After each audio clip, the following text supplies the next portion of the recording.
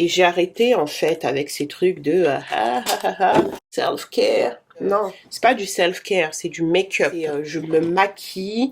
Elle maquille, hein? Elle maquille même. Tu me vois pas comment je suis belle là? Hello tout le monde, j'espère que vous allez bien. On se retrouve aujourd'hui pour une nouvelle vidéo. C'est un chit-chat make-up. Je vais faire mon maquillage et ensuite on va parler de self-care. C'est quoi ma définition du self-care? Qu'est-ce que je mets dedans? Où j'en suis de mon propre self-care? Donc j'espère que la vidéo vous plaira. C'est parti!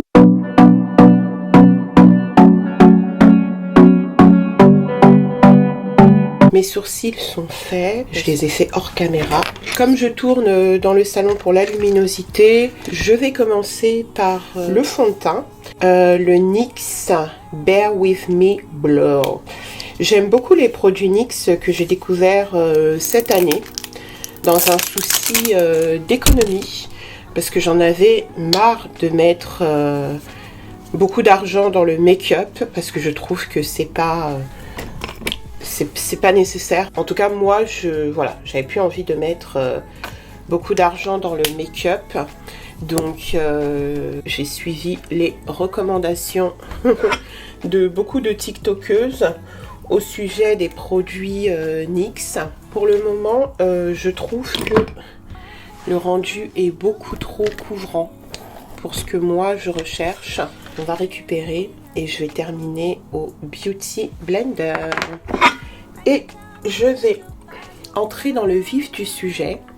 Donc aujourd'hui, j'avais envie qu'on parle un peu de self-care, de ces moments où on est down et on a besoin de se recharger. Pendant trop longtemps, le self-care, ça a été associé au fait de se faire un masque de beauté et aller se faire une manicure ou manicure. Bref, vous avez compris. Se faire belle, en réalité, pour qui? Pourquoi? Pourquoi est-ce que quand on parle de self-care, pourquoi est-ce qu'il faudrait que finalement qu'on réponde encore aux injonctions de la société vis-à-vis de ce qu'on attend des femmes? Voilà. On attend des femmes qu'elles prennent soin d'elles en se faisant belles. D'ailleurs, très souvent, quand on dit d'une femme qu'elle se laisse aller, on veut dire par là que elle ne s'habille pas bien, elle ne se maquille pas, elle n'est pas coiffée. Donc là, je mets un peu d'anti-cerne. Je suis sur la fin du Born This Way, aka le meilleur anti-cerne de tous les temps. Je veux rien savoir. Voilà. Il n'y a plus grand chose dedans. Je vais voir si chez NYX je peux avoir une alternative. Voilà, quand on dit d'une femme qu'elle prend pas soin d'elle, on veut dire par là que elle ne se maquille pas, elle ne se coiffe pas, elle ne se fait pas belle et en gros, elle ne répond pas aux attentes de la société vis-à-vis de ce qu'on attend d'une femme. Et moi, ça, c'est vraiment quelque chose que j'ai réalisé il y a quelques années, à travers notamment les réseaux sociaux. Comme quoi, hein, les réseaux sociaux, ça sert pas à rien. Quand j'ai commencé à être dans un état dépressif et que je voyais des contenus passer en mode self-care, je suis partie me faire les ongles, self-care, je me suis fait les cils, self-care. Et moi-même, j'ai été dans cette promotion du self-care en mode je me fais belle, donc je prends soin de moi. Et je dis pas que c'est pas nécessaire. Je dis pas que c'est mauvais. Mais ce que je voudrais dire aujourd'hui, c'est que il est important qu'on apprenne qu'il n'y a pas que ça, voire pas ça du tout. Parce que de toute façon, si vraiment vous allez pas bien, mais quand je dis allez pas bien, c'est pas juste vous trouvez moche. Vous êtes dans le mal vous êtes dans un état dépressif ou vous déprimez, bah ma foi, c'est pas vraiment le fait, c'est pas le fait de vous pomponner qui va, pour moi, changer quelque chose. Oui, peut-être sur le moment, dans l'heure qui suit, peut-être dans les jours qui suivent, mais moi aujourd'hui je postule pour un self-care de l'âme. Aujourd'hui j'ai envie qu'on prenne soin de nous, les femmes, en profondeur, au-delà des injonctions de la société. Qu'on fasse vraiment fi des injonctions sociétales et qu'on se demande véritablement qu'est-ce qui nous fait du bien. Et est-ce que finalement, se faire du bien, ce ne serait pas justement sortir de ces injonctions sociétales? Est-ce que ce serait pas se dire bon bah je me maquille pas, self-care, je ne cherche pas à me faire belle, self-care? Est-ce qu'on pourrait pas se dire ça? Dit la fille qui est en train de se maquiller. Mais là, je ne me maquille pas en mode self-care. Je me maquille en mode j'aime me maquiller et ça me fait du bien, mais pas que. Voilà. Et du coup, dans cette vidéo, je voulais vraiment partager avec vous des moments que des fois, on a tendance à oublier, ce que les anglo-saxons appellent boring self-care. En gros, c'est le self-care qui est pas romantique. C'est le self-care auquel on va pas penser spontanément quand il s'agit de prendre soin de soi. Ça va être s'occuper d'une plante qu'on avait besoin de rempoter depuis des lustres et qu'on laissait un peu à l'abandon, alors que être entouré des plantes, c'est quelque chose qu'on aime, mais à certains moments de sa vie, on n'a plus la force de s'occuper des autres. Et moi, en l'occurrence, j'ai des enfants, donc j'ai pas le choix que de me lever le matin, de leur donner le bain, de leur faire à manger. J'ai pas le choix. Je dois le faire. Et Dieu merci, je suis en capacité de le faire, malgré ces moments où je suis vraiment down. Parce que c'est vrai que on a tendance à porter très facilement des jugements sur des mères qui n'arrivent plus à se lever pour s'occuper de leurs enfants. C'est pas que elles sont moins méritantes que les autres, c'est pas que elles aiment plus leurs enfants, mais c'est juste qu'à un moment donné, elles souffrent et elles sont dans un état tel que elles n'y arrivent plus. Elles arrivent plus à s'occuper de leurs enfants. Donc c'est pour ça que je dis merci. Parce que moi, dans mon mal, j'ai toujours conservé cette capacité à pouvoir m'occuper de mes enfants. C'est pas sans conséquence, hein, c'est au détriment de mon propre self-care. C'est-à-dire qu'il y a certaines choses qui passent à la trappe. Et dans ces choses qui passent à la trappe, souvent, quand on est dans un état dépressif, quand on est déprimé, quand on n'est pas bien, il va y avoir des choses qui sont notamment liées à l'hygiène, par exemple. On n'arrive plus à maintenir son environnement rangé, propre. Moi, je vis avec un autre adulte, donc j'ai un garde-fou. Je travaille de la maison, c'est moi qui suis à la maison, donc voilà, quand même que là je fasse mon lit. Vous voyez, faut quand même que je passe un coup d'éponge. Quand on vit toute seule, ça peut être beaucoup plus difficile. Et c'est pour ça que vous voyez des choses dans les médias où des personnes qui sont dans un état déplorable. Et quand t'as pas vécu ça, tu te dis mais comment les gens font pour se laisser aller à ce point-là? J'avais vu ça notamment sur des vidéos sur des locks. Il y a des salons de coiffure dédiés aux locks aux États-Unis qui prennent en charge des cas vraiment extrêmes où les cheveux sont devenus des racines, quoi. Et à chaque fois dans les commentaires, t'as des gens qui disent « Ouais, mais je comprends pas comment les gens peuvent arriver à un tel état de saleté vis-à-vis de leur propre corps. » Et je comprends, sauf qu'à un moment donné, il faut arriver à se mettre à la place des autres. T'es dans un état où te lever de ton lit, c'est insurmontable. Quand tu es vraiment assailli par l'angoisse, faire un shampoing dans tes cheveux, c'est le cadet de tes soucis. Ce fard à paupières de chez MAC, qu'ils ne font plus, je crois, Bronze, c'est son nom. C'est un fard à paupières que j'utilise depuis que j'ai 20 ans. C'est assez ouf. Je l'ai racheté à chaque fois qu'il s'est terminé. Je pense que je dois en avoir un en stock et c'est vraiment un fard à paupières que j'avais adopté grâce à une maquilleuse de chez MAC. Parce que moi j'ai une particularité, c'est que j'ai les paupières foncées et c'est un truc qui m'a longtemps complexée. C'est d'ailleurs une des raisons pour lesquelles j'ai très rapidement appris à maquiller mon regard, maquiller mes paupières, surtout que j'ai les paupières bombées. Vu que j'ai de l'hyperpigmentation à ce niveau-là, je trouve que ça se voit encore plus du fait que voilà, j'ai les paupières bombées.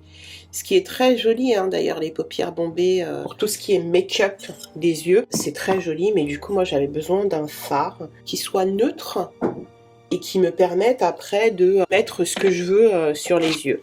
Si vous me suivez, vous savez que moi je suis plutôt adepte de tout ce qui est nude au niveau des yeux. Je mets rarement de la couleur en tant que telle et je suis toujours sur ce type de palette, des tons neutres. Donc ça c'est la palette Ultimate Edit de chez NYX et elle est très bien. Donc toutes les couleurs se combinent très bien ensemble. Je commence par la teinte la plus claire que je vais appliquer sur toute la paupière mobile. J'utilise peut-être pas les bons pinceaux, mais honnêtement, vu que je maîtrise assez bien les couleurs que je mets, que on est sur du neutre et que les couleurs vont très bien ensemble, donc c'est pas grave si j'ai pas the pinceau. Voilà. Pourtant j'ai plein de pinceaux. J'ai plein de pinceaux, mais flemme de changer de pinceau à chaque fois. Et je disais oui, donc souvent t'es tellement dans le mal que même ton hygiène en pâtit. Et quand je parle d'hygiène, je ne parle pas du fait d'aller se faire les ongles, d'aller se faire les cils. Je parle pas de ça, je parle du simple fait d'aller se laver le matin. Il y a des gens qui n'y arrivent tout simplement plus. Souvent les gens, donc les femmes, parce que moi je m'adresse aux femmes, qui sont dans ces situations-là aussi, elles ont des fois des problèmes économiques. Et franchement, se dire que le peu d'argent qu'elles ont, c'est pour aller se coiffer, se faire une perruque, se faire les ongles à 30, 40 ou 50 euros, juste parce qu'il faut coller aux attentes de la société, je me dis non, faut arrêter avec ça. C'est pas ça le self-care. Le self-care, c'est véritablement prendre soin de son âme. C'est aller chez le médecin, c'est aller chez le psy, quand ça va pas, quand on voit que on n'a peut-être pas de pathologie apparente, mais que ça va pas. C'est des choses toutes simples, c'est des choses gratuites, c'est se faire à manger, c'est s'occuper d'une plante. Moi, ça va être par exemple laver mes pinceaux, donc des choses qui ne se voient pas à l'extérieur, mais qui me font du bien. Donc je vais mettre de la musique, je vais danser. C'est vraiment ces petites choses au quotidien qu'il ne faut absolument pas négliger. Il faut absolument pas négliger l'effet que ça va avoir sur votre anxiété, par exemple. Et j'ai arrêté avec ces trucs de self-care. Non. Ça, c'est pas du self-care, c'est du make-up. Me maquille, je mets des couches, je fais en sorte de répondre à ce que la société attend de moi en tant que femme. Ça veut pas dire que ça fait pas du bien, Je veux dire, oui, quand je me vois maquillée, toute mimes, bien sûr que ça me fait du bien. Mais c'est pas ça le self-care. C'est pas que ça, en tout cas. J'ai un nouveau mascara, c'est le Worth the Hype. Ça veut dire il vaut la hype autour de lui. Ça va. C'est un mascara petit prix. Comme je vous ai dit, moi, le self-care, c'est aussi arrêter d'acheter des trucs chers pour suivre la hype aussi. Pour dire, voilà, j'existe dans cette société parce que j'ai un sac de luxe, j'ai le make-up Charlotte Tilbury ou Fenty Beauty dont tout le monde parle, alors que j'ai pas les moyens de me le payer. Clairement, je n'ai pas les moyens de me le payer actuellement. Donc, à un moment donné, faut être réaliste. Donc, c'est ça aussi le self-care. Se détacher de nos conditionnements matériels. C'est important. Parce que quand t'es pas bien, quand t'es dans un état dépressif, il n'y a rien de pire que d'avoir des problèmes financiers en plus. Donc en gros, t'es déprimé parce que t'as tous tes traumas qui te tombent dessus. Et en plus de ça, t'as des problèmes financiers.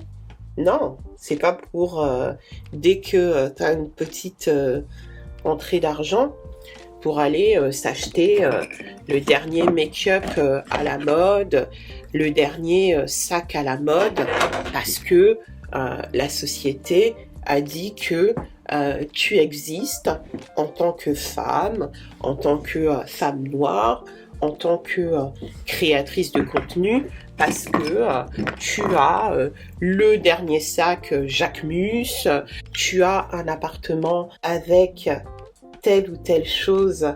Prendre soin de soi, pour moi, aujourd'hui, c'est résister justement à tous ces conditionnements, qui soient familiaux, qui soient sociétaux, voilà, toutes ces choses qui nous conduisent à nous dire que ça sert à rien d'aller chez le psy quand vous avez un peu de sous, plutôt que d'aller acheter le dernier rouge à lèvres Fenty Beauty, alors que Rimmel London ça coûte rien et que c'est très bien aussi.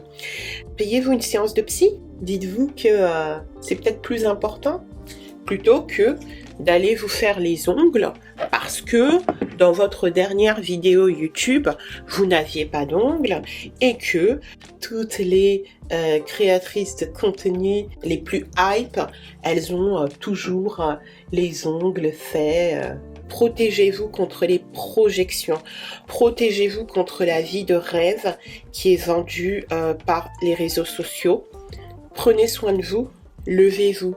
Faites des choses qui vous font du bien et que personne ne peut voir à part vous-même.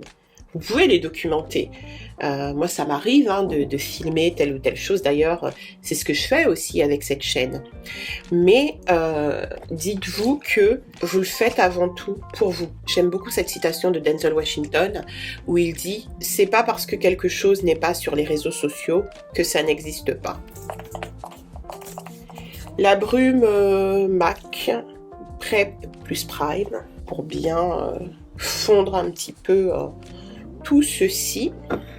Voilà, donc ça c'est un peu mon make-up to go basique. Something on my mind, finally not afraid to say it. I know it took some time, used to read it in a press release what I was going through, but I got stuck. Et voilà, j'ai fini ma petite préparation. J'ai mis un petit béret, une petite veste. Je vais bruncher avec des copines. C'est quoi votre définition du self-care aujourd'hui? Vous en êtes où de votre self-care?